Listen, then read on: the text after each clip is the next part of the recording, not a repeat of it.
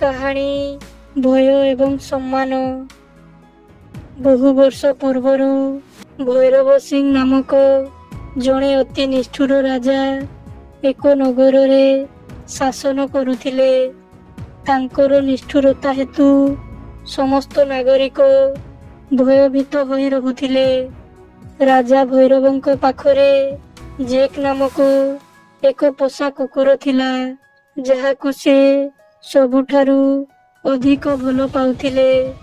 ଦିନେ ଦୁର୍ଭାଗ୍ୟବଶତଃ ସକାଳେ ଜେକ୍ର ମୃତ୍ୟୁ ହୋଇଗଲା। ତାପରେ ରାଜା ଭୈରବ ସିଂ କୁକୁରଟିର ଅନ୍ତିମ ସଂସ୍କାରର ଆୟୋଜନ କରିଲେ। ସମଗ୍ର ନଗରର ବାସିନ୍ଦାମାନେ ଜେକ୍ର ଶବଦାହ ସ୍ଥାନକୁ ଆସିଥିଲେ।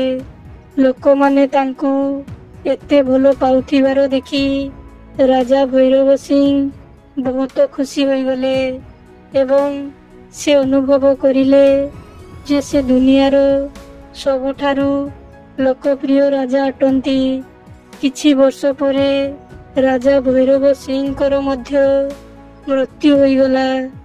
ହେଲେ ତାଙ୍କର ଅନ୍ତିମ ସଂସ୍କାରକୁ କେହି ଆସିଲେ ନାହିଁ। ଶିକ୍ଷା ସମ୍ମାନ ଗୋଟିଏ ଏଭଳି ଜିନିଷ ଯାହାକି ଆପଣଙ୍କୁ ଅର୍ଜନ କରିବାକୁ ପଡ଼ିଥାଏ। ଆପଣ ସମ୍ମାନ ପାଇବା ପାଇଁ ଅନ୍ୟକୁ ବାଧ୍ୟ କରିପାରିବେ ନାହିଁ। ଭୟ ଏବଂ ସମ୍ମାନ ମଧ୍ୟରେ ଆକାଶ ପାତାଳର ଫରକ ଅଛି।